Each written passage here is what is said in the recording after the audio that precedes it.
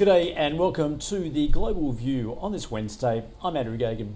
Thanks for joining us. Now on Wall Street overnight, the S&P 500 and Nasdaq edged lower while the Dow hit a new record high as investors contemplated disappointing retail and sales figures there and waited for jobs data.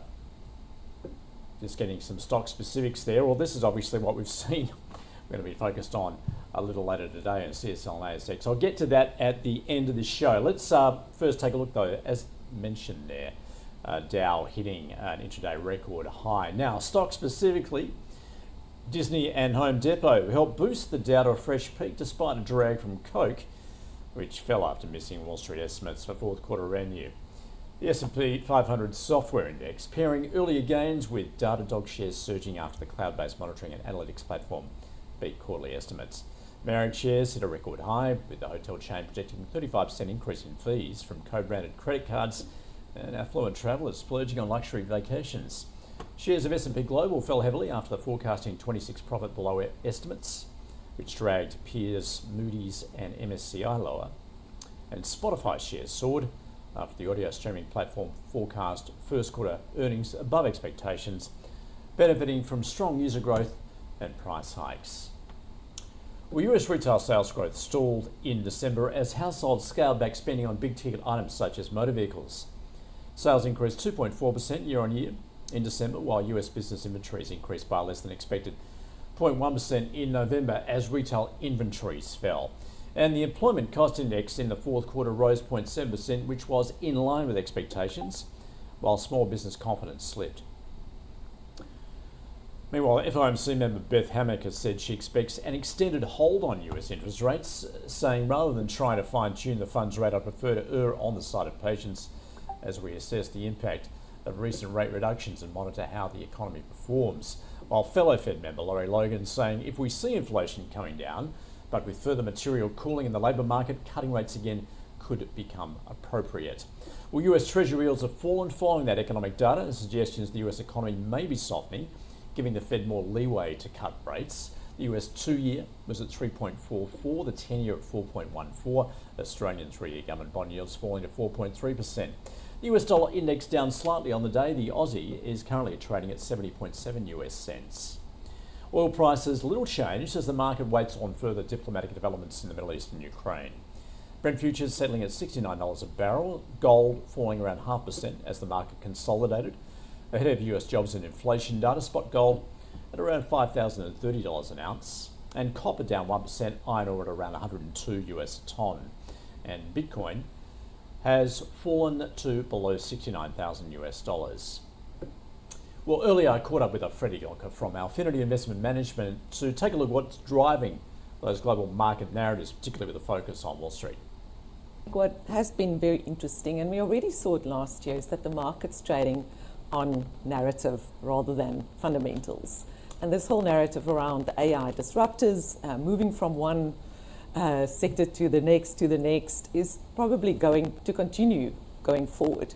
But if we just stop and look at the software names specifically, one of the companies that we've held through this whole sell down, ServiceNow, for example, they've recently reported fourth quarter results really strong. The order book is looking really good. They are doing an accelerated buyback.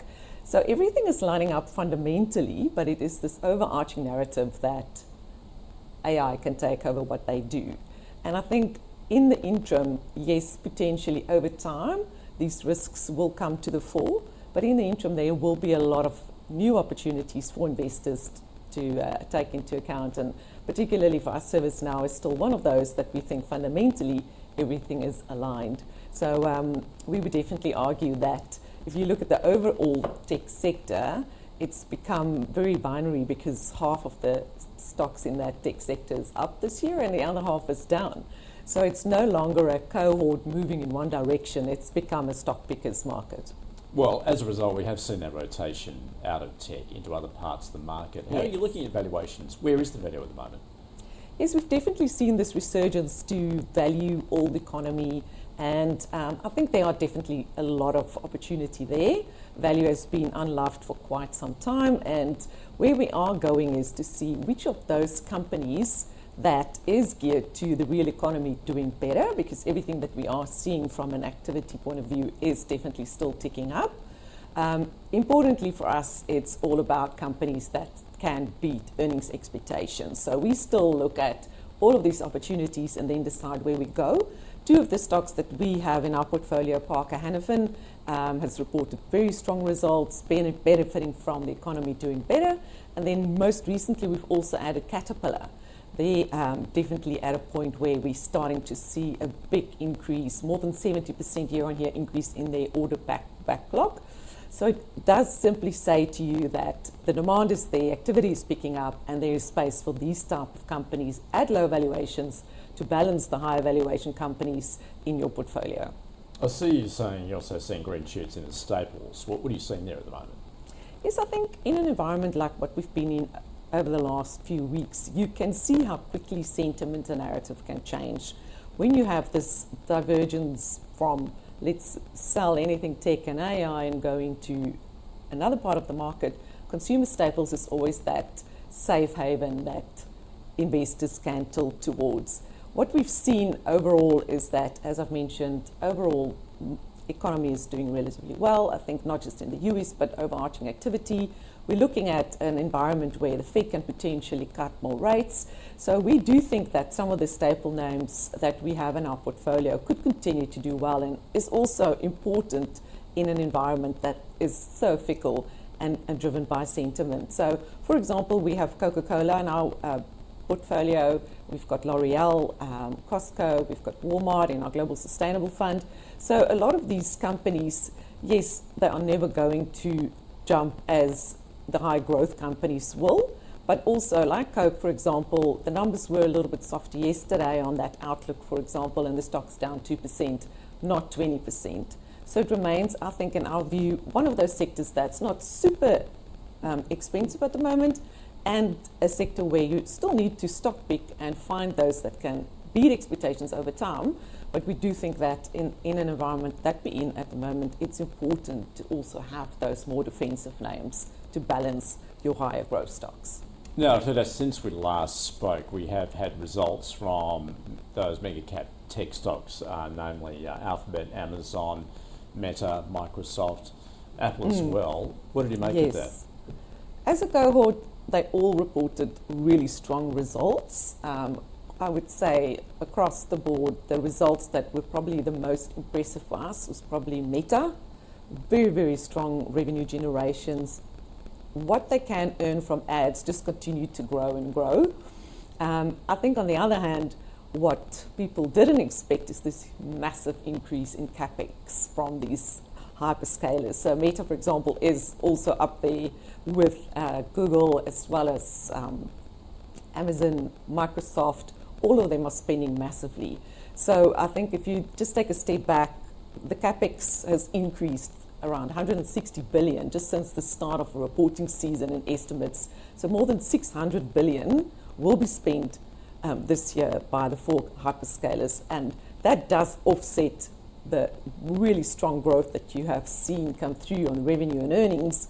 But you have to be very specific and look at them and say, where do you think the growth will still be strong enough to manage this capex spend? And for us there, if we have to rank them, probably Meta, the strongest result with the best growth. Apple came through really strong results as well, and particularly that margin pressure didn't come through that the market were worried about, and they are not spending as much capex.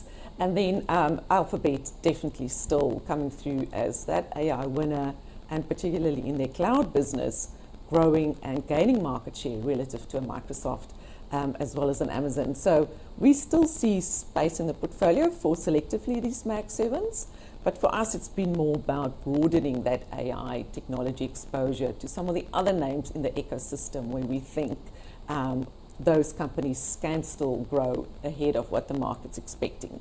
And just to mention two names there, TSMC has been in our portfolio for quite some time. Just reported yesterday very, very strong January sales numbers, and we've also seen them make a really nice deal with the US on tariffs, so that they will definitely benefit from that. And then another one I would mention is ASML, for example, that we are seeing that huge order book and the CapEx cycle continuing, as I mentioned, will benefit this company as the only and the key maker of those lithography machines that you need in AI. All right, so overall then you remain underweight with the MAG 7, but you're looking for those opportunities, particularly those AI players. Yes, absolutely. So we are underweight MAGs, but we do have quite a bit of exposure to AI beneficiaries and the whole AI ecosystem, but we are balancing those with these idiosyncratic cyclical stories and those such as a Caterpillar that can benefit from the old economy and the overall economy doing better. So for us, this is a bullish broadening of the overall market that's creating more opportunities for investors. And just briefly before you go, then you're also remaining invested in the financials. What are you seeing there at the moment? Yeah, so I think the financials, as you mentioned at the start, is some of those businesses with private wealth arms to them, like a Morgan Stanley, for example, is now in the crosshairs of AI disruption. But if you take that aside, fundamentally, these banks are still doing phenomenally well. Morgan Stanley, JP Morgan in the US all reported really strong results. Where we do see really, really strong momentum is still in those European names. So CaixaBank has been one of our preferred plays for a long time now, and that stock just continues to do well, benefiting from the Spanish economy really growing. And if I can put it in perspective for Australian investors, it's sort of the same as a CBA. CaixaBank is the CBA of Spain. And so we continue to see strong earnings momentum, earnings upgrades coming through for these financials. So they definitely continue to have a position in the portfolio. They have done very, very well. So we are capping our exposure from here, but we still believe there's a space for them in the portfolio. Elfreda Jonker from Alphinity Investment Management. Okay, let's turn our attention to the local market just ahead of the open. Now, investors will be focused on those abrupt exits of CSL's Chief Executive Paul McKenzie and ASX Chief Executive Helen Lofthouse, both having been under pressure. CSL shares have been on a downward trajectory for the best part of 18 months amid a series of private downgrades, while the ASX has been plagued by operational incidents, governance issues and regulatory scrutiny. And we'll also get across some further results, in particular CBA, which is also out this morning. Stay with us for the open.